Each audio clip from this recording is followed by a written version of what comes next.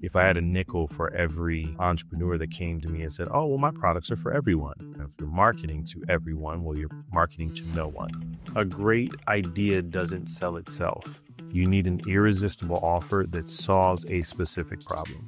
I hate when people tell me, yeah, I really don't like sales. If you don't like sales, it means you don't like business. Ideas are everywhere, but execution, that's what really makes a business. Let me get this straight. You're trying to generate $30 million a month by spending $5,000 a month. I do believe that you'll find success because over time, you'll figure out what works and what doesn't. You just need to buckle down, pull yourself up by your bootstraps, and put one foot in front of the other every single day.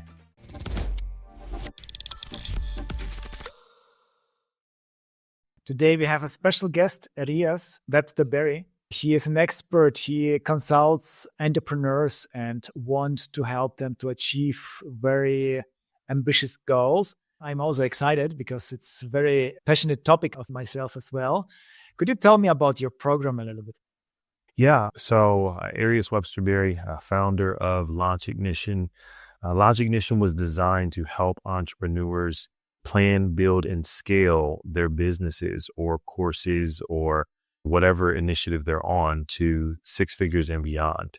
It was born out of the real need that I saw in the market and the struggles that I had building my businesses. So I essentially took all of the things that I've learned in the last 14, 15 years of being an entrepreneur and turned that into not only a coaching program and a course, an e-learning course, but we also built a software around it that infuses AI to help do all the heavy lifting and help entrepreneurs set their business up for scale. Amazing. Imagine I am an entrepreneur coming to you for a coaching session. How would you process this coaching session? I mean, first we start with trying to figure out exactly what is it that you do? Who is it that you serve? What products and services solve what problems? From there, we start to move into the various components of our 9-step system, or what we call a 3x3. So we first start with what we call our creating an avatar. So figuring out exactly who it is that you're talking to, pinpointing your target audience or who your ideal customer is. Once we know who you're talking to, well, then we need to figure out what you're going to say in what we call our $1 million message. So we help you craft a very concise and compelling messaging that helps your target demographic say, oh, that's me, right? I need that thing. And then once we figure out your messaging, well, then we move on to your offer, right? You know who you're talking to, you know what you're saying to them. Well, now let's put together an irresistible offer that automatically makes them want to patronize your business. That sounds very interesting and how I would also do it. I also like working with startups. How do you create an avatar? You start with very basic things. If you know what you service or like what geographic area they hang out in, we typically want to look at your current population of customers. So if you were to kind of look at your last 10 or 100 clients, what are some commonalities between them statistically? Are they white males that live in middle America that drive a Chevy? They're between the ages of 40 and 55. You start to boil those things down when you look at your current population. Or some products or services have clear indicators of who would use them, right? So an extreme example would be tampons, right? You're looking for post-pubescent women as opposed to 50-year-old men. If you are, let's say, a motorcycle manufacturer, well, your target demo is most likely going to be men between the ages of like 20 and 30, maybe 20 and 40. Guys that's still kind of virile and death defying. So, we kind of dig into those things. And then once we've got a general sense, well, then we want to dig deeper and get a little more granular. We want to start to figure out, like I said, what kind of car do they drive? Are they college educated? Did they go to a trade school? What kind of magazines do they listen to? What kind of music do they listen to? What kind of clothes do they wear? What are the things that they're afraid of? What are their pain points? What are the things that they love? What do they like to eat? You really dig into the details so you have a full and holistic understanding of this person. And then we typically actually have you give them a name as opposed to just some stats on a sheet. And then that becomes who you are speaking to whenever you're developing your product, service, or your messaging, or even a social media post. Are there cases where you say, okay, this target audience is pretty bad. I recommend to choose a different target audience. Maybe they don't have enough money or something like that. Yeah. I mean, sometimes they are targeting people that can't afford their products or services, or they are overlooking some low hanging fruit, right? Maybe someone who is easier for you to service. You are selling cars and you're trying to target the top 1% to buy Toyotas instead of going after the average middle class person who would be more likely to purchase it. Usually the biggest issue that we find is entrepreneurs are typically too wide in their scope. If I had a nickel for every entrepreneur that came to me and said, oh, well, my products are for everyone. And I always tell them, well, if you're marketing or if your product is for everyone, if you're marketing to everyone, well, you're marketing to no one. No one really likes the one size fits all option. No one really likes one size fits all hats. No one likes one size fits all shirts. They definitely don't want services that are one size fit all. They want something that directly speaks to who they are and is solving a problem specifically for them. Absolutely, I agree. Especially as a startup, you don't have unlimited funds like big corporations. So you have to find your niche and be like really good in this niche. And you don't need to care about all the other niches. Probably there is also this feeling of missing out. If I target one niche, maybe there is an even better niche out there and I will miss it.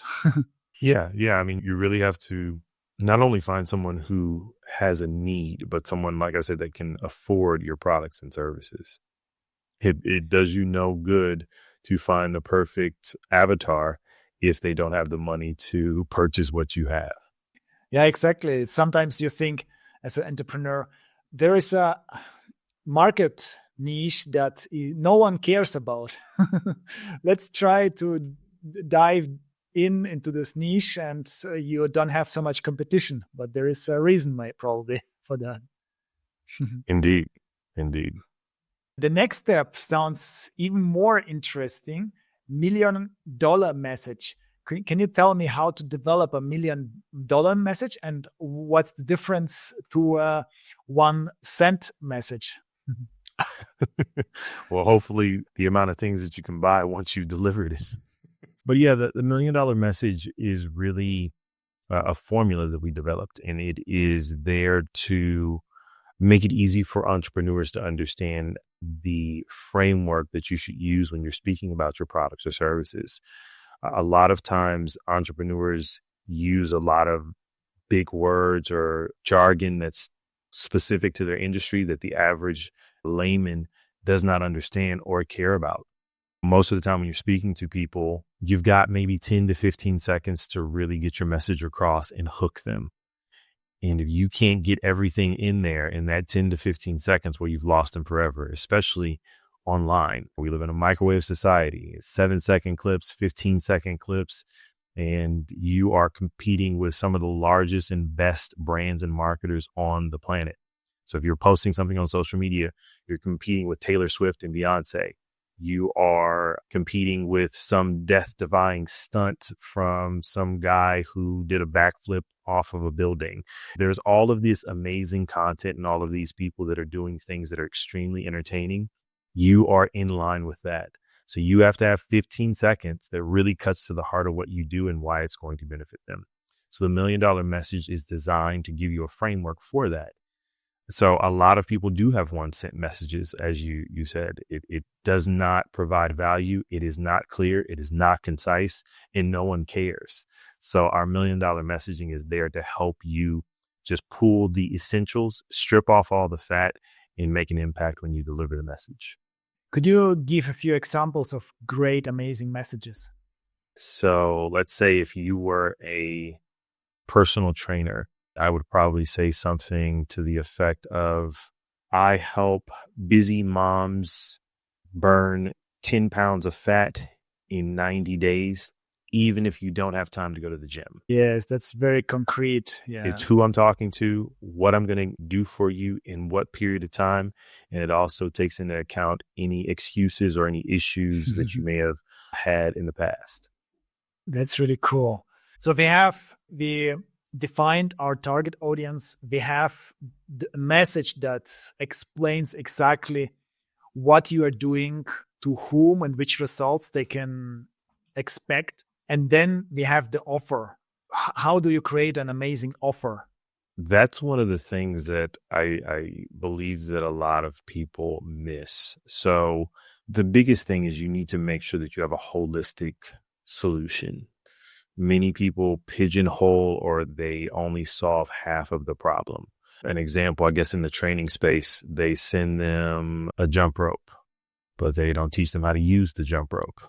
They teach them how to use it, but they don't give them a routine or a program that allows them to get the best results with the jump rope. So, hey, you should be jump roping for 15 minutes a day, 4 days a week, and you need to make sure that your heart rate gets to this level. Once you do, that's optimal for fat burning. That period of time allows you to do blah, blah, blah, right? That is a whole offer. They give you the jump rope, they give you the instruction, they give you some training, they give you a schedule. That would be a holistic offer. With our infinite offer portion of the launch ignition process, we really focus on trying to get you to list all of the problems that they have and focus on the benefits rather than the features of your product or service. A lot of entrepreneurs make the mistake of thinking that people care about your product or service as much as you do. So they geek out on features and gadgets and widgets and, oh, mine spins around and it lights up and it's better than the rest because it's blah, blah, blah, blah, blah. Most people don't care about that. They want to know, how does it help me? And if you can focus on finding out the entire problem that they have and try to build multiple things that solve the problem, and you focus on communicating those benefits, well, then that's where you have an offer. And the big thing is making sure that you have, in the process, you communicate the value of the thing. And when I say the value of the thing, I mean, how much is it worth, right? If you, in the example that I gave earlier with the jump rope has a cost, but the training program that goes along with it also has a value, right? If they were to buy that by itself, maybe it would be $20, $30, $40 by itself. Maybe a tracker to go along with it, like a spreadsheet to track your progress. That also has a value. When you total all of that up, well, that package becomes very valuable. And then you tell them, hey, maybe the total of that would be $200, but today you're just going to get it for $29.99. So when you take all those things, you stack them together, that gives you a whole offer. Yeah, people are interested in improving their lives and not about some numbers here, 100 horsepower versus 200 horsepower. They want to travel safely, comfortably, something like in this direction. Yeah. Exactly. Because a great idea doesn't sell itself. You need an irresistible offer that solves a specific problem. Yes, exactly. You have consulted and worked with many startups. Which of those areas do they oftentimes lack or have problems? They usually have a lot of problems, but a very common one is, I would say, 3 common things. One, they are not using automation and systems to their advantage. So they have not figured out the sequence of how they pull in customers and how they fulfill their products and services, and they haven't added in enough automation to make themselves efficient and duplicatable. The second thing is, I would probably say 65 to 70% of all the entrepreneurs I come across have not developed a predictable lead source. It's something that never even really crosses their mind that they need one. So many of them, they get leads. Maybe it's through referrals or someone randomly reaches out through Google, or maybe they met someone at a networking event. But they've never really sat down and said, where are my leads coming from? Like, where are the last 10 customers? Where did they come from? Was it at a trade show? Was it on social media? Was it from an ad that I ran? Do I have a friend or a buddy that sends me customers all the time? They really haven't dialed in where the majority of their leads and actual customers are coming from.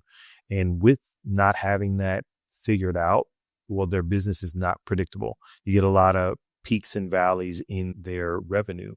So that's a big thing. And the third thing is they run from sales. They see sales as a dirty word. They don't like doing it. They have not developed a formal process. They do everything they can to get away from having to sit down with someone, explain what it is they do, and ask them for the sale. So those three things: lack of automation, lack of a lead source, lack of sales acumen. Yes, very great list. Let's dive deeper into each of those aspects. Let's start with automation. Can you tell me a little bit about that? Automation, I mean, it can be anything from sending an email after someone fills out a form. It could be doing a long-term follow-up sequence, whether that's through text or email. That could be sending a notification to one of your team members or your employees to let them know that there's a new customer or there's an issue. But what we're getting into on the agency side, because I have a marketing agency and we're doing it for a lot of our customers, is automating communication with customers right when they reach out. So whether that's through live chat on a website or through Facebook Messenger, people asking questions there and you being able to automatically respond. And then a lot of it is through automations after someone fills out a form on your site. So automating that first touch point with someone who has just expressed some interest in your business. Those things are critical. Even something as simple as sending out an automated receipt after someone pays you. You'd be surprised how many businesses do not do that. And that's the easiest thing in the world to do. So yeah, just all of these little things make a huge difference because it doesn't take long to send a receipt from a payment. It may take you 5 minutes or 10 minutes to do. But if you have 100 customers, well, that's 500 to 1,000 minutes of time that you save by just having that one automation set up. So it saves you a lot of time, but I think it's also keeps clients. It helps you to acquire clients and it helps you to keep your client if you are like communicating fast with those people. Because as an entrepreneur, you have so many things going on all the time. You have to juggle so many balls in the air. And sometimes you might forget to send those confirmations, those receipts, and the client might be not very happy about it. Yeah, I mean, manual marketing wastes time, as you said, and it creates bottlenecks.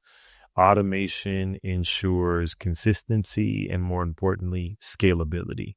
If you truly want your business to grow and you want it to grow beyond you and you don't want to have to be in the business doing every single thing, well, automation provides that relief. It makes sure that your customers get an amazing, consistent experience.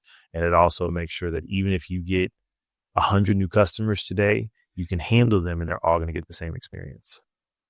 Yeah, it also forces you to think about your processes.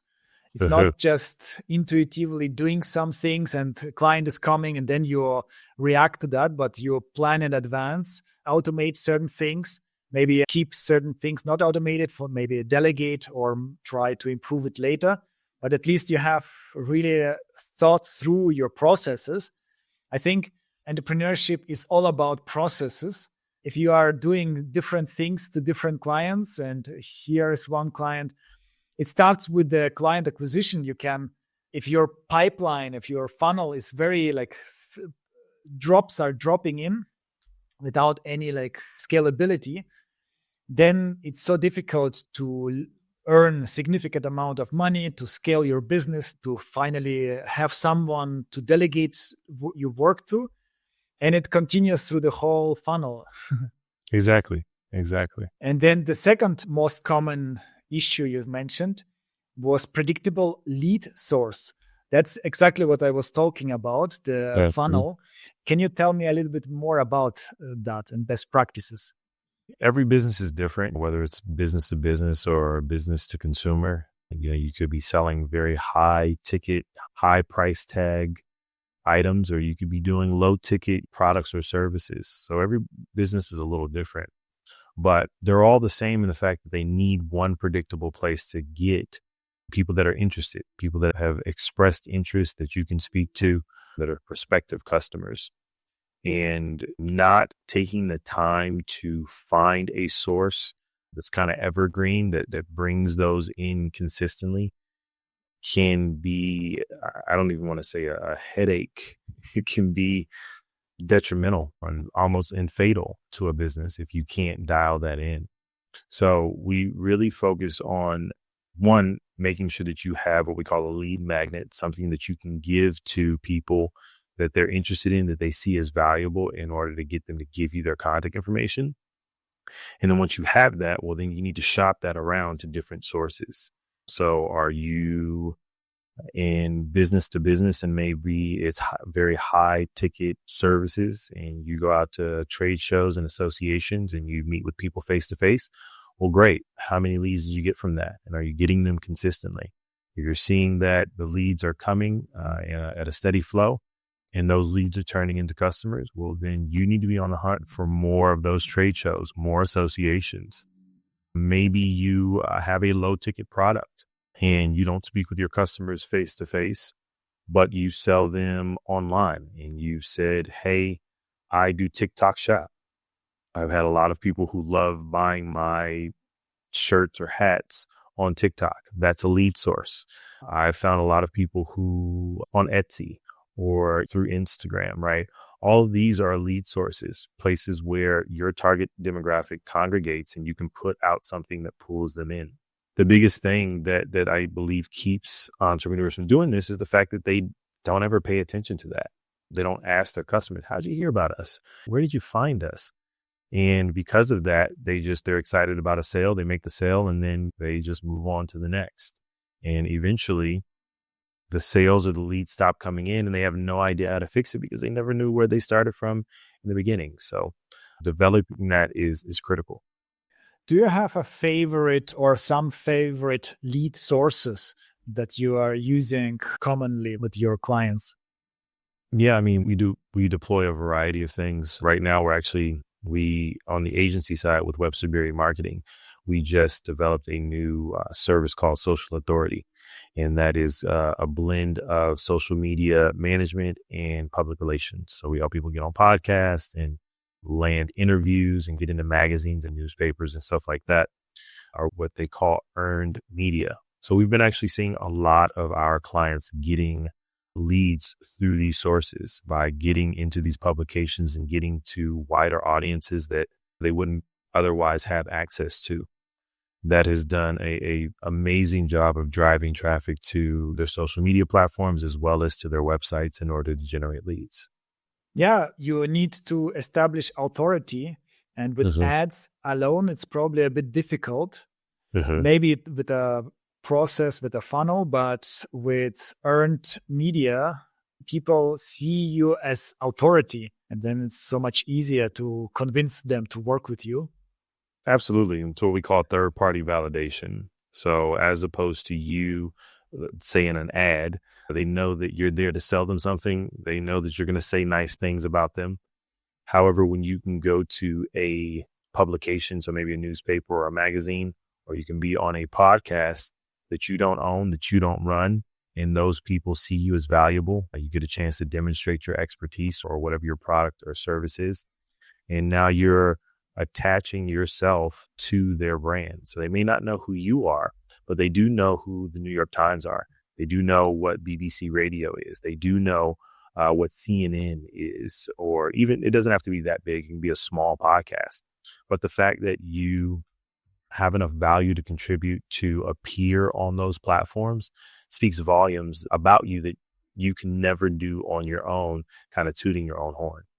How difficult is it to come on such like bigger media platforms without paying them? Yeah, I mean, a lot of the bigger ones, they don't accept payments, and you just actually have to be an interesting person and a person who's an expert in your field in order to land there. So it's not easy, but with some time and energy, you definitely can do it. I have a whole team of people who do that daily, right? We've developed relationships with podcasts and reporters and various publications, and we've built that relationship. So when we send someone their way, they take it seriously. And then we also have a very specific way of crafting messaging to make whoever we're pitching more appealing to them. So we come in with an angle like, hey, I see that you write about this, or you're interested in this, or your publication has been recently talking about this subject. I've got an expert, a subject matter expert that would be great for your podcast or for this article that can add value to your audience. And that's really what it's about, is you being able to give value that helps their audience get something out of it, as opposed to you just saying, hey, my name's Arias. I think I'm amazing, and you should put me on your platform because I'm amazing. You have to lead with value. As long as you do that, you're typically going to find success in getting on those platforms. You mentioned you have been doing entrepreneurship. You have been business owner for 15 years. Which kind of mistakes did you do in this period of time, especially related to what we have spoken about, like wrong offer, not clarifying the target audience, automation, and predictable lead source? I actually probably say my biggest mistake in all of this time was trying to focus on too many things. Yes. I'm an idea guy. I've always got a new idea. And earlier in my career, I had what they call shiny object syndrome. So, like a goldfish, I see a spot of light and I'm like, ooh, let's do that. And that did not allow for enough time to get to all the things that I told you about. I didn't have enough time to focus on figuring out who my audience was and what I was going to say to them, and building a quality offer and marketing that to them consistently enough to truly build a predictable business. Once I stripped off some of those things, that's where I started to get these things done. So I started to see success, and I started to refine my offering to make it more valuable to my target demographic. And then Launch Ignition was born, right? I was able to see, kind of like Neo in the Matrix, I was able to see through it and figure out the pattern to lead me to success. And once I found it, I said, I need to share this with people, which is how Launch Ignition came about. Amazing. I have similar experience. I have started a few startups and few projects on the side. And yeah, there are always so many opportunities nowadays. There is AI, there is crypto, there is before that like Web 3.0, Web 2.0, and so on. All the time something cool is happening.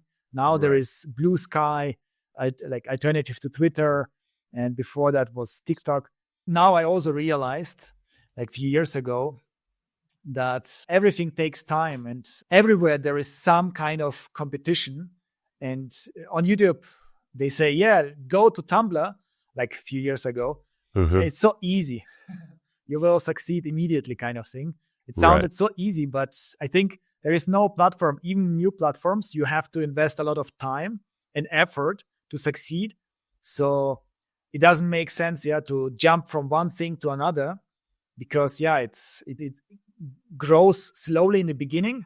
But then you reach a certain point, and then when you understand this platform or this niche or this industry, and then it goes really high. But most people, they stop even before they understand the business. Yeah, I mean, you start going down a path, and before you've mastered it, you kind of back up and go after another one, and you never really find the pot of gold at the end of the rainbow that you initially set out for. And again, I've definitely done it more times than I can count. It's stunted my growth. And in Launch Ignition, we force people through a framework. I can't tell you how many times entrepreneurs, even I've got one particular entrepreneur in my program who is critically acclaimed, who's been written up in some of the largest business magazines and periodicals on the planet. And because of that, he is very stubborn. And when I force him to use the framework that we've built, he sees enormous success. And I force that because, again, I've done it. I've tried to buck the system. I've tried to go 1,000 different ways, and I haven't seen success. And a lot of entrepreneurs, like you said, they do not really get the results that they want, and it takes them longer to get to the destination simply because they're not focused and they're trying to do too many things at once. I had many clients who were complaining about the performance of their marketing channels, like Google Ads, and they feel like, here is my account, please fix that. But then if you look closer, you realize, okay, the offer doesn't stand out compared to competition. It's not attractive at all. And how I'm supposed to sell it? There is no Right. magic trick. Yeah, I mean, there really isn't a lot to it. It's just consistency and having a good product and service, right? And then sticking to it. Yeah, and constantly evolving, constantly improving the offer, the marketing, everything, all the aspects, all the important aspects. Yeah. So let's jump to sales a little bit. Which kind of advice can you tell us about sales? Stop being scared. Stop avoiding it. I always find it funny, and I always have to help people with a paradigm shift when it comes to sales. I absolutely hate, and I know that's a strong word, but I'm doing it because I do hate it. I hate when people tell me, yeah, I really don't like sales. I don't like it. It makes me, I don't like to sell. I don't want to sell. But I'm like, well, if you don't like sales, it means you don't like business, because with no sales, you have no revenue. And with no revenue, you don't have a business. So you absolutely have to take it seriously. It is a skill. I think a lot of people believe that sales is something you're born with, you're born liking. You just have a natural talent for it. And every once in a while, I come across someone who does have but it's very rare. I would say 1 in a million people has a natural talent for sales. It is something that you learn. It's something that you work at. It's a skill that you develop. It's something that you have to hone. So the first thing that I would say in how to do it better is plan to mess it up. Know that you're going to mess it up, and that's okay. There's always going to be another chance at bat. But if you know that you're going to mess it up, well, your goal is to get better every time you do your pitch. The second thing I would say is make sure that you have a defined pitch. You need to have the best option is video calls, which allows you to have some kind of visual to aid your pitch, but it needs to be thought out. There is a clear structure to sales. You need to build rapport. You need to do a needs assessment. What is it that they actually need? Once you found that need, well, then you need to present your recommendation as to how to solve their problem. And then at the end, you need to move to close, right? You need to ask for the sale. You don't just give them all the information and then get real quiet and say, I hope they're going to whip out their credit card and give me money. Like, you need to ask them if they would like to buy the thing, right? There's a lot of different ways to do it, but at the end of the day, you have to ask for the sale. And then the final thing is handling objections, and realize that objections are a part of the process. Just because someone says, I need to think about it, or I need to talk to my spouse, or let me get back to you, that doesn't mean that it's over. That just means it's time for you to actually hopefully clarify the issues or the questions that they have in order to get them to making a sale. How was your own experience with sales? Were you always open for sales, or did it evolve over time? I think my first real job was in sales. I used to work for a company called Vector Marketing. They are a direct sales company for Cutco knives. I don't know if you ever heard of them, but it's an amazing company with an amazing product, which in my eyes is top 5 in the world when it comes to knives, at least 4 that are not $20,000. So I learned sales there. I then went on to another company and did sales. So early on out of high school, I learned sales, and I've always that's been a component of things. So I was fortunate in that to get some formal training on someone else's dime. But I wouldn't say that I was a natural to it. I was nervous and I didn't enjoy it, and it made me feel a little icky at times, but I needed to make money. So I pushed through. I figured it out. I decided to put in the time, put in the repetitions in order to get good at it. And I will tell you that learning sales is probably one of the most valuable skills that anyone can have. I don't care if you never plan to open a business or get into sales professionally. The components of sales can be translated into various parts of your life that will give you a return 1,000 times over. Yeah, sales is everywhere in business. You have to sell your idea to your teammates, to your colleagues, to your investors, maybe. You talk with potential corporations. You have to convince them. And of course, with clients, maybe some businesses have a little bit less sales with clients. If the offer is small ticket offer for B2C, like an e-commerce, maybe you don't have so much interaction with your clients, but in other areas of business, you still have always some kind of sales. Right.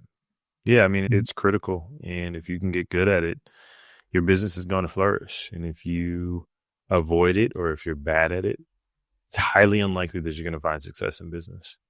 If you look at your clients who are startups, entrepreneurs, do you have this ability of evaluating the success rate or success chances of certain businesses where you say, okay, this kind of entrepreneur has lower chances to succeed, and this kind of like entrepreneur has pretty good chances to succeed in the long run?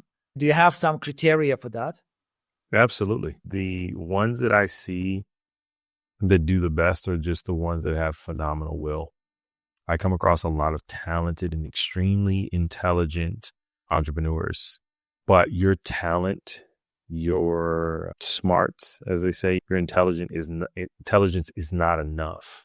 It's not enough to find success in business. Every once in a while, I come across someone who just has a breakout idea, and I'm like, wow, okay, that's truly unique. But even with those, if you don't have the will, the work ethic, the grit, the determination to show up and put in the time and the repetitions that it takes to figure out how to make your business run, it doesn't really matter. The graveyard is full of extremely talented people that never had the will or the chutzpah to get their idea out of their head and into the market. Yeah, that's so true. Probably most of business ideas, they change after 1 year. So people are so protective with their business ideas sometimes, and like it's gold, but business ideas are everywhere. But execution, that's what really makes a business. Yeah, execution is absolutely everything. There are so many people with great ideas, but they fail to execute, they fail to launch, or they start, but they don't finish. Yeah, some people might also have trouble with not succeeding. They have those unrealistic expectations. And then if it doesn't work like they expect, then they are disappointed and it crushes them. Do you also have this kind of people who come to you and have totally unrealistic expectations, and you have to ground them first? Oh, absolutely. I just had a conversation I was pitching a custom home builder, and we sat and we're talking through, and again, I same pitch every time, started asking questions. So what are you guys doing currently in marketing? What's worked? What hasn't? And I said, so are you guys doing any advertising? They said, yeah, we're doing some social media ads. I said, oh, okay. So what are your goals every month? They said, well, we have a goal of selling, I think they said 30 homes a month. I said, okay. How much is the average home? I said, oh, around $400,000, $500,000. I said, okay, $500,000. You want to sell 30 homes. That's $15 million a month that you're trying to generate. I said, how many are you guys generating right now? They said, oh, about 15. I said, okay, 12 to 15. And I said, okay, so how much are you guys spending on advertising? And they said, oh, well, we're spending about $2,000 on Facebook, and I think we're spending like $3,000 on Google. And I said, okay, and what else? And they said, oh, that's it. And I said, so let me get this straight. You're trying to generate $30 million a month by spending $5,000 a month. And the sales manager looked at me and said, well, you say it like that, it doesn't really make sense. I said, no, it does not. So I say you're either going to have to adjust your budget or you're going to have to adjust your expectations. If you could spend $5,000 and make 15 million, I promise you, every single investor on planet Earth would be beating down your door and tracking you to the ends of the earth to give you money. So yeah, there's a lot of entrepreneurs that have extremely unrealistic expectations, and we have to kind of level set before we can proceed. Maybe as the last portion of this episode, could you tell me a user case, an interesting user case from your clients where they were struggling and then came to you and how they developed themselves, how they improved themselves? Yeah, actually, one of my star clients, her name is Coach Dr. J. She is a sweetheart. She is amazing, extremely altruistic. She's in the education space. So she is an academician. She's been in academia for, oh man, maybe 15, 20 years. So she's a social worker. She's a college professor, and she's helped get whole degree programs accredited. She is a rock star when it comes to education. And she wanted to figure out how to help students with non-academic barriers to graduating college, because being in this industry for so long, she sees a lot of college students that don't finish, not because they're not smart enough, not because they can't do the coursework, but simply because they're not equipped for college. And she has been at this for about 10 years, trying to figure out how to build a business and do a lot of the things that we talked about earlier, right? How do you create your offer? How do you find the right people? How do you pull in leads? How do you convert them into customers? And she has been just chipping away at it. And inside of a year of being with Launch Ignition, she was able to get her business launched officially.